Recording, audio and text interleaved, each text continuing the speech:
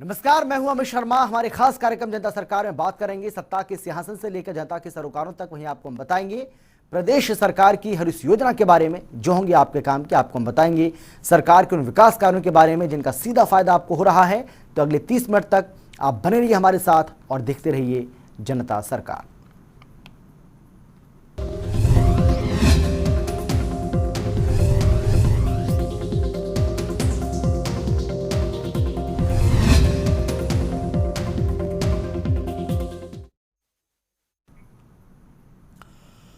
दिल्ली में प्रदूषण की समस्या को लेकर केंद्रीय पर्यावरण मंत्री भूपेंद्र यादव की अध्यक्षता में बैठक हुई है, जहां सर्दियों के मौसम से पहले एनसीआर में वायु गुणवत्ता में सुधार के लिए कार्य योजना के क्रियान्वयन को लेकर चर्चा हुई है। इस मौके पर केंद्रीय मंत्री भूपेंद्र यादव ने वायु गुणवत्ता में सुधार के लिए हरियाणा सरकार की ओर से उठाए गए समर्पित कदमों की सराहना की है।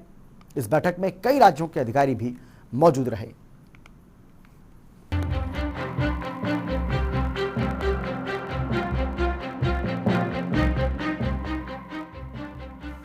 दिल्ली में केंद्रीय पर्यावरण, वन और जलवायु परिवर्तन मंत्री भूपेंद्र यादव की अध्यक्षता में एक उच्च स्तरीय बैठक हुई, जहां सर्दियों के मौसम से पहले एनसीआर में वायु गुणवत्ता में सुधार के लिए कार्य योजना के क्रियान्वयन पर चर्चा हुई। बैठक में हरियाणा के मुख्यमंत्री मनोहर लाल समेत दिल्ली, पंजाब, राजस्थान और उत्तर प्रदेश के कई विभागों के उच्च अधिकारी वीडियो कॉन्फ्रेंसिंग के माध्यम से शामिल हुए। इस मौके पर वायु गुणवत्ता में सुधार के लिए हरियाणा सरकार की ओर से उठाए गए समर्पित कदमों की सराहना करते हुए केंद्रीय मंत्री भूपेंद्र यादव ने कहा कि हरियाणा सरकार का 1 लाख एकड़ क्षेत्र में बायोडिकम्पोजर तकनीक का उपयोग करने का फैसला निश्चित रूप से पराली प्रबंधन के लिए एक महत्वपूर्ण कदम है। उन्होंने उद्योगों को सीएनजी और पीएनजी में शिफ्ट करने के लिए राज्य सरकार के कार्यों की भी सराहना की। उन्होंने कहा कि हरियाणा सरकार ने पराली प्रबंधन के क्षेत्र में उल्लेखनीय कार्य किया है, जिसके परिणाम स्वरूप राज्य में पराली जलाने की घटनाओं में कमी आई है। वहीं मुख्यमंत्री ने केंद्र सरकार से यमुनानगर में फॉर्मल्डिहाइड उद्योग को फिर से खोलने का आग्रह किया, ताकि इन इकाइयों को फिर से शुरू किया जा सके और उद्योगपतियों को कुछ राहत मिल सके। मुख्यमंत्री ने केंद्रीय मंत्री से ये भी आग्रह किया कि प्रदूषण नियंत्रण प्रावधानों को पूरे एनसीआर के बजाय जिले के अनुसार लागू या बनाया जाए, क्योंकि इन प्रावधानों को लागू करने में कभी कभी कठिनाइयों का सामना करना पड़ता है। मुख्यमंत्री ने कहा कि हरियाणा में धान का कुल क्षेत्रफल 34.10 लाख एकड़ है। राज्य के प्रयासों से पिछले वर्ष की तुलना में धान के क्षेत्र में 10.7% तक की कमी आई है। उन्होंने कहा कि कृषि एवं किसान कल्याण विभाग ने निगरानी और रोकथाम के लिए हरियाणा अंतरिक्ष अनुप्रयोग केंद्र सरकार की ओर से फसल अवशेष जलाने की घटनाओं के उपलब्ध कराए गए आंकड़ों के आधार पर गांवों को कई जोन में, जैसे लाल, पीले और हरे जोन में वर्गीकृत किया है। कृषि विभाग ने चालू सीजन में फसल अवशेष जलाने की घटनाओं की रोकथाम के लिए एक विस्तृत कार्य योजना तैयार की है और इस पर एनसीआर और आसपास के क्षेत्रों में वायु गुणवत्ता प्रबंधन आयोग के साथ विस्तार से चर्चा की गई। ब्यूरो रिपोर्ट, जनता टीवी। वहीं चंडीगढ़ में मुख्यमंत्री मनोहर लाल ने हरियाणा मधुमक्खी पालन नीति 2021 और कार्य योजना 2021-2030 का शुभारंभ किया। इस दौरान प्रदेश के कृषि मंत्री जेपी दलाल भी उनके साथ मौजूद रहे। इस मौके पर मुख्यमंत्री ने निर्देश भी दिए कि साल 2030 तक शहद उत्पादन को 10 गुना तक बढ़ाया जाए।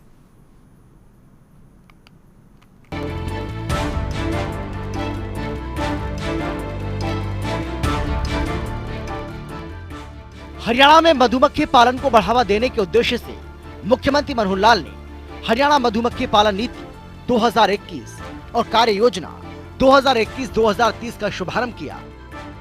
इस मौके पर प्रदेश के कृषि मंत्री जेपी दलाल मौजूद रहे। वहीं मुख्यमंत्री ने अधिकारियों को निर्देश दिए कि साल 2030 तक शहद के उत्पादन को 10 गुना तक बढ़ाने का लक्ष्य निर्धारित करें। उन्होंने अधिकारियों को किसानों को मधुमक्खी पालन शुरू करने के लिए प्रेरित करने के निर्देश भी दिए।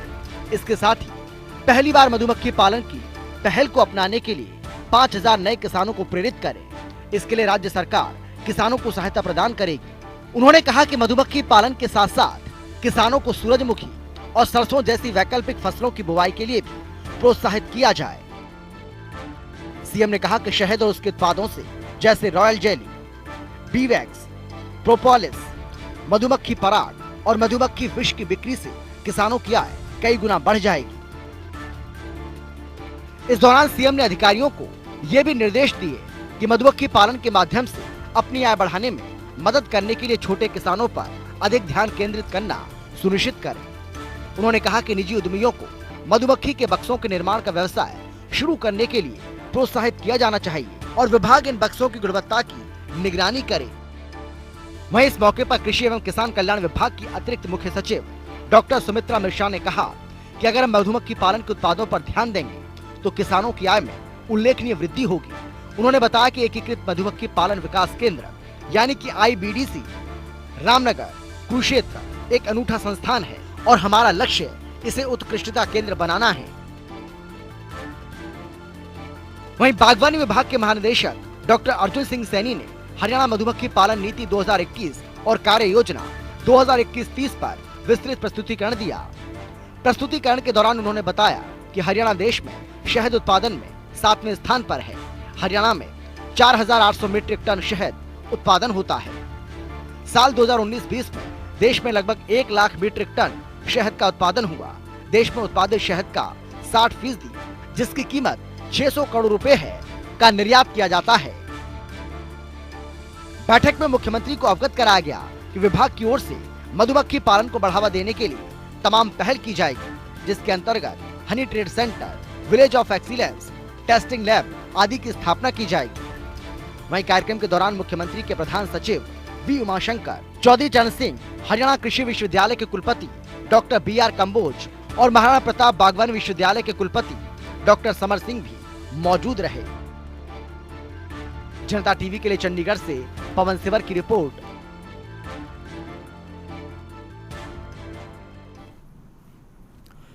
वहीं चंडीगढ़ में कृषि मंत्री JP दलाल ने प्रेस कॉन्फ्रेंस कर कई अहम जानकारियां दी हैं। इस दौरान उन्होंने बताया है कि बेमौसम बारिश से किसानों को नुकसान हुआ है, किसानों की फसलों को नुकसान हुआ है, फसलें पकी खड़ी थी, जिसके लिए सीएम ने कल स्पेशल गिरदावरी के आदेश भी जारी किए हैं। किसानों को बीमा योजना के तहत जोखिम की भरपाई की जाएगी। वहीं कृषि मंत्री ने बताया है कि कैबिनेट की बैठक ने नई योजना को मंजूरी दी है, जिसके तहत फल और सब्जियों का भी बीमा किया जाएगा। इस योजना में 21 फसलें हैं। वहीं प्रेस कॉन्फ्रेंस के बाद जनता टीवी ने कृषि मंत्री JP दलाल से खास बातचीत की। हरियाणा सरकार ने बागवानी की फसलों का भी बीमा करवाने का फैसला किया है और ये क्या योजना है, इस पर बातचीत करने के लिए मेरे साथ हरियाणा के कृषि एवं किसान कल्याण विभाग के मंत्री जयप्रकाश दलाल हैं। दलाल साहब, ये जो फसली बीमा आपने जो बागवानी का करने का फैसला किया है, कैबिनेट में इसको मंजूरी दी है, किस तरह से ये योजना रहेगी सर? कल हमारी कैबिनेट ने एक बहुत ही किसान हितैषी फैसला लिया है, जिसमें 21 बागवानी और सब्जी की फसलों का बीमा योजना हम लेके आए हैं। बीमा नहीं, इसको एश्योरेंस कह सकते हैं, इंश्योरेंस की बजाय। और हमारा विभाग जो है, बागवानी विभाग है, किसानों को अगर उसकी फसल खराब होती है 40,000 रुपये तक का फल उत्पादक को, 30,000 रुपये तक का सब्जी उत्पादक को, 21 फसलों के लिए हमने इसमें फैसला किया है।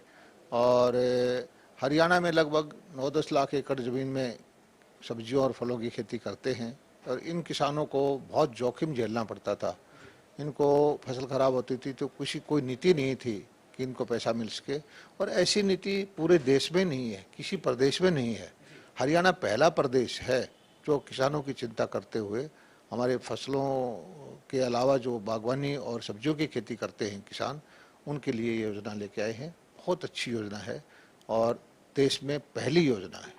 सर, ये जैसे अन्य फसलें हैं उनका जो प्रधानमंत्री फसल बीमा योजना के तहत बीमा जो है वो किया जाता है और किसानों को जोखिम फ्री किया गया है, लेकिन ये जो बागवानी और सब्जियां जो है उनको आपने कहा कि इंश्योरेंस है, तो ये सरकार इंश्योरेंस करेगी, मतलब क्या प्रोसेस क्या रहेगा सर? तो आपसे जो जानकारी मिलेगी किसान उसे और ज़्यादा उनको पता लगेगा कि किस तरीके से उनको लाभ मिलने वाला है। कोई फल उत्पादक किसान है उसको प्रीमियम देना पड़ेगा 1,000।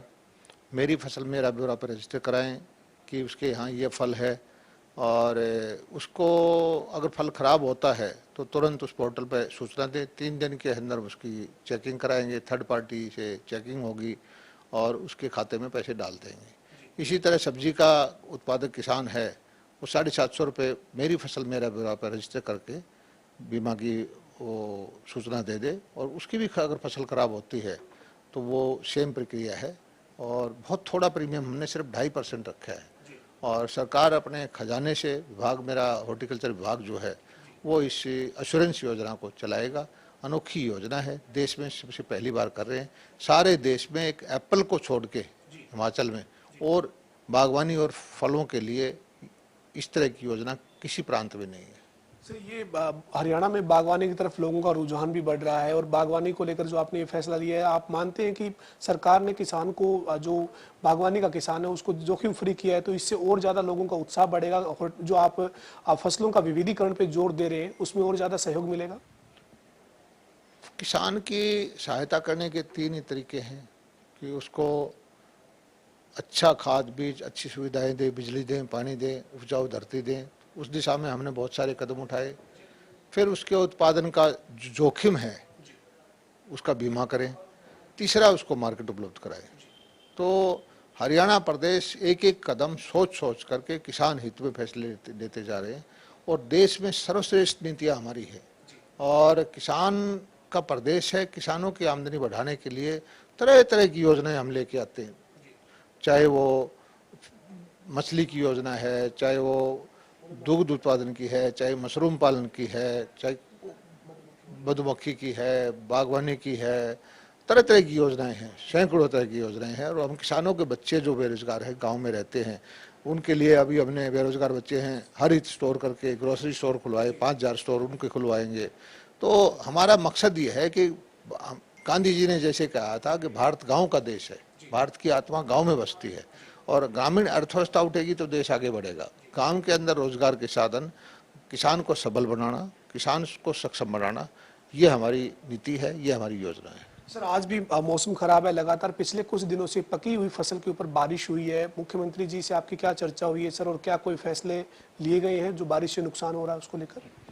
कल कैबिनेट मीटिंग से पहले मुख्यमंत्री जी से मेरी चर्चा हुई, और मैं उनका धन्यवाद अदा करता हूं कि उन्होंने मेरे सामने ही अपने कौशल जी जो हैं एसी रेवेन्यू के, उनको आदेश दे दिए कि भी किसानों की फसल बहुत ख़राब हो गई है बेमौसमी बारिश से, और आप तुरंत जो है स्पेशल गिरदावरी के डिप्टी कमिश्नर को आदेश कर दें, और जिस भी किसान की फसल का नुकसान हुआ है हमारे प्रदेश की नीति के अनुसार जो मुआवजे का हकदार है, जो बीमा नहीं करवा रखा, जिसने बीमा करवा रखा बीमा से ले, जिस बीमा नहीं करवा रखा उसको सरकारी खजाने से उसकी सहायता करें। यानी सर, जो कपास है, मूंग है, बाजरा है, ग्वार है, तमाम जो फसलें हैं, उन सब फसलों में जो फसल बीमा के तहत बीमा नहीं है उनका भी जो है वो गिरदावरी करवाई जाएगी खराबे की? गिरदावरी तो सभी की होगी, लेकिन जिसने बीमा करवा रखा है तो उसको ज़्यादा पैसा मिलेगा क्योंकि उसने प्रीमियम दिया हुआ है, और जिसने कुछ भी नहीं करवा रखा उसकी भी सरकार अपने खजाने से हमारी नीति के अनुसार मदद करेगी। हमारे साथ हरियाणा के कृषि एवं किसान कल्याण मंत्री जयप्रकाश दलाल थे। दलाल साहब ने बताया है कि बागवानी को आज जो है वो किसान के लिए जोखिम फ्री किया है, और एक योजना बनाकर जो वो किसानों को बागवानी की फसल जिसमें सब्जियां और फल पर इंश्योरेंस जो है वो सरकार देने जा रही है। इसके साथ ही जो खराबा हुआ है बारिश के चलते पकी हुई फसल पर, उसके लिए विशेष गिरदावरी के आदेश भी हरियाणा सरकार ने दिए हैं। वीडियो जर्नलिस्ट विजेंद्र सिंह के साथ पवन सिंह, जनता टीवी, चंडीगढ़। वहीं गृह मंत्री अनिल विज ने पंजाब कांग्रेस में चल रहे विवाद को लेकर प्रतिक्रिया दी है। इस दौरान उन्होंने कहा है कि पंजाब में जो भी राष्ट्रविरोधी षड्यंत्र रचा जा रहा है वो कांग्रेस के उच्च नेतृत्व की बदौलत ही रचा जा रहा है, और इसीलिए पंजाब की सभी राष्ट्रवादी विचारधाराओं को एक साथ आकर कांग्रेस की साजिश को फेल करना चाहिए।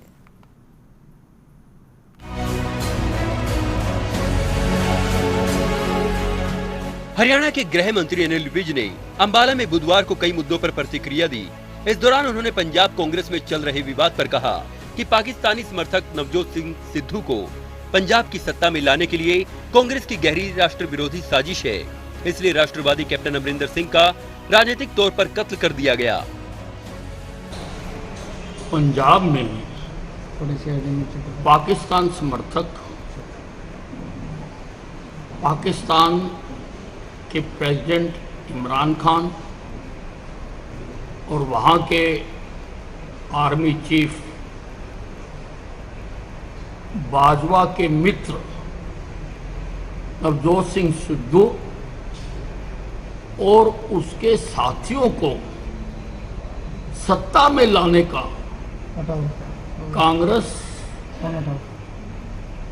की राष्ट्र विरोधी गहरी साजिश है। इसीलिए राष्ट्रवादी अमरिंदर सिंह जो कांग्रेस की इस गंदी साजिश में बाधा थे, उनका राजनीतिक तौर पर कत्ल कर दिया। वहीं उन्होंने कहा कि कांग्रेस भविष्य में पंजाब और पाकिस्तान को नजदीक लाना चाहती है और ये बात तभी सिद्ध हो गई थी जब कैप्टन अमरिंदर के मना करने पर भी नवजोत सिंह सिद्धू पाकिस्तान गए और वहां पर इमरान खान के कसीदे पढ़े थे। क्योंकि कांग्रेस भविष्य में पंजाब और पाकिस्तान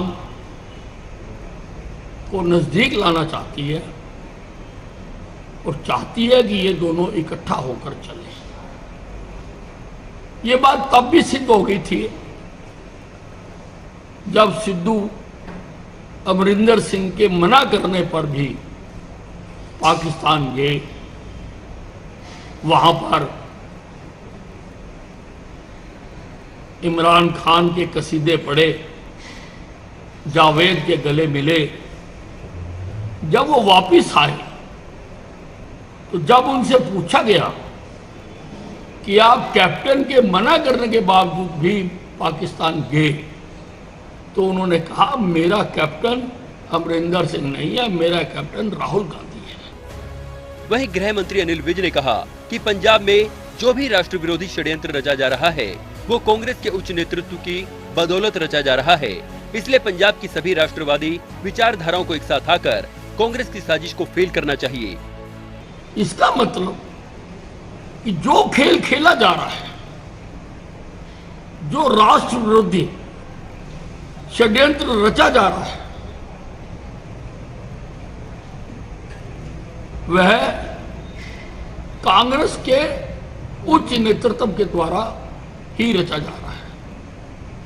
पंजाब की तमाम राष्ट्रवादी शक्तियों को, राष्ट्रवादी विचारधारा के लोगों को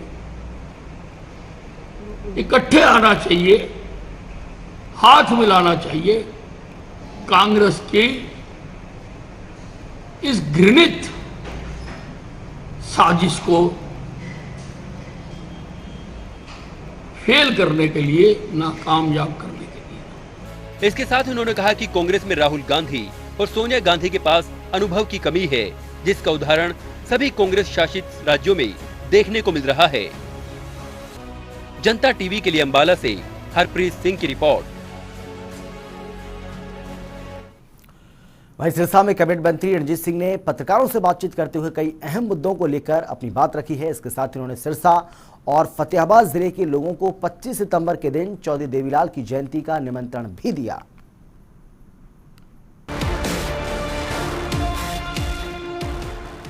हरियाणा के कैबिनेट मंत्री रणजीत सिंह ने सिरसा में पत्रकारों से बातचीत करते हुए कई मुद्दों पर अपनी प्रतिक्रिया जाहिर की। इस दौरान उन्होंने आंदोलन, पंजाब कांग्रेस और हरियाणा कांग्रेस को लेकर टिप्पणी की। उन्होंने कहा कि आंदोलनकारियों को केंद्र सरकार से बातचीत के लिए तैयार रहना चाहिए। दोनों पक्षों में कई मुद्दों पर सहमति बन चुकी है, ऐसे में बातचीत के लिए मामला सुलझाना चाहिए। थोड़ा आपस में एक मिसअंडरस्टैंडिंग है, जिससे समझने की बात है। किसान भी पढ़े लिखे हैं, वो भी समझते हैं सारी बात को। इस पे बैठ के टॉक्स करनी चाहिए। बहुत बातें नज़दीक हो गई, 4 बातों में 2 बातों पे सहमति हो रही थी, तीसरी बात पे लगभग नज़दीक आ गई थी। दोनों तरफ आपस में ये भी हुआ कि एक पक्ष ने दूसरे के साथ खाना खाया, फिर चाय पी। ये 11वें राउंड की बात थी। उसके बाद फिर बीच में ब्रेक आ गई। सरकार भी चाह रही है कि ये हो, किसान भी थोड़ा सा ये मन बना दे कि फैसला होगा, तो सरकार भी निमंत्रण देने को तैयार है। पर अगर ये रहे कि फैसला करना ही नहीं, तो उसमें फिर दिक्कत आती है। बहुत चंद लोग, बहुत थोड़े लोग ना होने देने के पक्ष में, बाकी आम किसान चाहते हैं कि फैसला हो जाए। वहीं उन्होंने कांग्रेस पर हमला बोलते हुए कहा कि कांग्रेस में अब कोई सेनापति नहीं है, जिस कारण देश भर में कांग्रेस का बुरा हाल हो चुका है। कि कांग्रेस का अब एक गिरता हुआ समय आ गया। कभी कांग्रेस थी, 50 साल कांग्रेस ही चली। एक चीज़ की लाइफ होती है, उसके बाद आगे ठीक आदमी होना चाहिए। कांग्रेस की लीडरशिप से जूझ रही है, संकट में है, लीडरशिप मिल नहीं रही। कांग्रेस की ये हालत है कि जैसे बिना सेनापति के फौज की हालत हो। अगर सेनापति के बिना फौज की हालत वही होती है जो भेड़ बकरी के झुंड की गडरी के बिना हालत होती है। तो राहुल गांधी के कुछ बस का है नहीं। इसके साथ उन्होंने पंजाब की कांग्रेस सरकार पर कहा कि कैप्टन अमरिंदर सिंह एक स्वाभिमानी व्यक्ति है, इसलिए उन्होंने अपने मान सम्मान को बरकरार रखते हुए सीएम पद से इस्तीफा दिया है। पंजाब की नई सरकार पंजाब के 2022 के विधानसभा चुनाव से पहले ही टूट जाएगी। पिछली बार पंजाब में जो वोट मिले थे कांग्रेस को, वो कैप्टन अमरिंदर सिंह के फेस को वोट मिले थे। सब लोग कह रहे थे अमरिंदर सिंह लीडर होगा तो आ जाएगी। मुझे समझ नहीं आ रहा, तरस आ रहा है कि 4 महीने पहले से कौन सी बात थी जो बदलने का काम हुआ। स्वाभिमानी आदमी था, उसने इस्तीफा दे दिया। अब ये सरकार जो बनी है, इसमें एक ऐसा फेस है जिसका कोई बाजार में जान ही नहीं रहा। और मैं समझता हूँ कि चुनाव सामने है, मैं नहीं समझता ये चुनाव से पहले सरकार गिर जाएगी, लोग भागेंगे, कोई अकाली दल में भागेगा। कांग्रेस की वो स्थिति हो जाएगी जो हरियाणा में हुई थी पिछले, जब देवीलाल थे 77 और 87 में 5 सीट पे आ गई थी। पंजाब में कांग्रेस है नहीं, पंजाब में अकाली, बीजेपी और उसके बाद आम आदमी पार्टी में ही फाइट रहेगी। वहीं उन्होंने हरियाणा की कांग्रेस पर भी चिंता व्यक्त करते हुए कहा कि हरियाणा की कांग्रेस का भी इस वक्त बुरा हाल है। अब कांग्रेस की कमान कुमारी शैलजा के पास है, लेकिन हरियाणा में शैलजा का कोई जनाधार नहीं है। उन्होंने कहा कि भूपेंद्र सिंह हुड्डा का हरियाणा में अपना एक बड़ा कद है, लेकिन हुड्डा को कांग्रेस ने साइडलाइन किया हुआ है। जल्द ही हुड्डा भी कांग्रेस को अलविदा कह देंगे। उसका असर हरियाणा में भी पड़ा है। जब पंजाब में कैप्टन जैसे आदमी को, जनाधार वाले को हटा दिया गया, तो यहाँ हुड्डा साहब को भी नजरअंदाज कर ही रखा है, शैलजा को बना रखा है। शैलजा का अपना कुछ भी नहीं है, गांव में पंचायत के इलेक्शन में नहीं बन सकती, उसका कहीं आधार नहीं है, लोगों को जानने नहीं रही कि क्या कौन है कुमारी शैलजा। मुझे नहीं लगता उनका कुछ हो। जैसे तंवर का था, वही बात है कि ऐसे ऐसे आदमी को, जितना राहुल गांधी का अपना मिजाज है, जितना अपना कद है, उसी तरीके के प्रेसिडेंट ढूंढ के बनाए जा रहे हैं। और कांग्रेस का टोटल फेल्योर है। मैं समझता हूँ कि अगले चुनाव में कांग्रेस कहीं है ही नहीं। हुड्डा साहब का भी मेरा ये मानना है कि जैसे जो चरण सिंह, जो देवीलाल, जो बंसीलाल, भजनलाल जी, सब नाथुराम मिर्जा, ये सब कांग्रेस छोड़ गए। हुड्डा साहब के भी गिने चुने दिन है, मेरे ख्याल में 1-1.5 साल में वो भी कांग्रेस से बाहर आएंगे। वहीं इस मौके पर उन्होंने सिरसा और फतेहाबाद जिले के लोगों को 25 सितंबर को चौधरी देवीलाल की जयंती का निमंत्रण भी दिया। उन्होंने कहा कि ताऊ देवीलाल पार्क में 25 सितंबर को देवीलाल की प्रतिमा पर पुष्प अर्पित कर श्रद्धांजलि देंगे, जिसके बाद एक कार्यक्रम का आयोजन भी किया जाएगा। जनता टीवी के लिए सिरसा से दिनेश घंगस की रिपोर्ट। वहीं शहीद राव तुलाराम और अन्य शहीदों को श्रद्धा सुमन अर्पित करने सहकारिता मंत्री डॉक्टर बनवारी लाल रेवाड़ी पहुंचे, जहां उन्होंने कहा कि आज शहीदी दिवस बलिदानियों को याद करने का दिन है। दक्षिण हरियाणा के लोगों में देशभक्ति का खास जज्बा है और आने वाली पीढ़ियों को शहीदों के जीवन से प्रेरणा लेनी चाहिए। शहीदों के नाम पर स्कूलों के नामकरण करने पर उन्होंने कहा कि शहीदों के नाम पर स्कूलों का नामकरण होने से नई पीढ़ी को शहीदों से प्रेरणा मिलती है। शहीद परिवारों के लिए हरियाणा की मनोहर सरकार का विशेष ध्यान है, जिसके तहत शहीदों के आश्रितों को सरकार नौकरी भी दे रही है। को श्रद्धांजलि देने के लिए हम सब लोग इकट्ठे हुए हैं और शहीदों की वजह से ही आज हम आज़ादी की खुली हवा में सांस ले रहे हैं। तो शहीद राव तुलाराम के साथ साथ उन सब शहीदों को भी मैं नमन करता हूं जिन्होंने देश की आज़ादी में योगदान दिया, और हम सब लोगों को अपने शहीदों का मान सम्मान करना चाहिए और हमारे आने वाली पीढ़ी को भी, ताकि पता लगे कि हमारे जो बुज़ुर्गों ने जिस आज़ादी के लिए अपने प्राणों की आहुति दी, काफ़ी बलिदान किए, तो हम सब लोग आज शहीदों को याद करने यहाँ आए। हमारी सरकार ने आपको पता होगा कि जो शहीद हुए उन लोगों के आश्रितों के बच्चों को नौकरियां भी दी हैं। लगभग 250 बच्चों को नौकरी दी है हमारी माननीय मनोहर लाल जी की सरकार के आने के बाद। और शहीदों के मान सम्मान के लिए जो एक्स ग्रेशिया की जो राशि थी उनको भी 20 लाख से बढ़ाकर 50 लाख दिया है। और जो भी शहीदों के सम्मान में किया जाता है, चाहे स्कूल का नाम हो, चाहे किसी रोड का नाम हो, चाहे किसी स्टेडियम का नाम हो, ये सब हमारी सरकार करती है। तो ये एक अच्छी लोगों को प्रेरणा मिलेगी और जो गांव के बच्चे हैं उनको भी ये लगेगा कि भाई हमारे गांव के किसी शहीद के नाम से ये स्कूल का नाम, रोड का नाम, फरीदाबाद में बाल कल्याण परिषद की ओर से शहीद दिवस समारोह का आयोजन किया गया, जहां तिगांव के विधायक राजेश नागर ने मुख्य अतिथि के तौर पर शिरकत की। इस दौरान उन्होंने लोगों को संबोधित करते हुए कहा कि बाल कल्याण परिषद बहुत ही अच्छा काम कर रहा है और जल्द ही परिषद को क्षेत्र में बाल भवन बनवाने के लिए 2 एकड़ जमीन जल्द से जल्द मुहैया कराई जाएगी, ताकि परिषद यहां पर बाल भवन बनवाकर कई तरह की गतिविधियां शुरू कर सके। हमें आजादी दिलाई तो हमें समय समय पे याद करना चाहिए। उन्हीं की वजह से हम खुली हवा में सांस ले पा रहे हैं, आज़ादी से जी पा रहे हैं और इस तरह के कार्यक्रम हम आगे भी करते रहेंगे। और बाल भवन के लिए हमारे अत्री जी, हमारे सेक्रेटरी साहब ने हमें अभी कुछ दिन पहले विश्वास दिलाया है कि हमारे तिगांव विधानसभा में कोई बाल भवन नहीं है। उसके लिए इन्होंने कहा है कि हमें 2 एकड़ या 1 एकड़ जमीन दे और हम वहाँ पर बाल भवन बनाएंगे। और इसी के साथ जनता सरकार में फिलहाल इतना ही। एक छोटे से ब्रेक के बाद फौरन लौट रहे हैं। आप देखते रहिए जनता टीवी।